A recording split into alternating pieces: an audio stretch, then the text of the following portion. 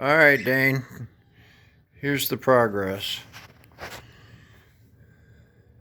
Clutch cover and all that's done. Valve covers are done. Blasted, everything installed. Of course, no carburetors and manifolds yet. Electrical system is all hooked up. Battery is in. Both sides of the exhaust are finished and all hooked up.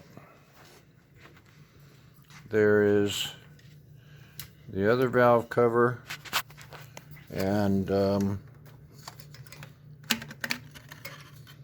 they even have coolant in it and oil. Hi, precious. So, with as much as I could get done, I thought I would show you. Key on. Oil pressure light goes off right away. Everything's hooked up and ready to go. So, there it is.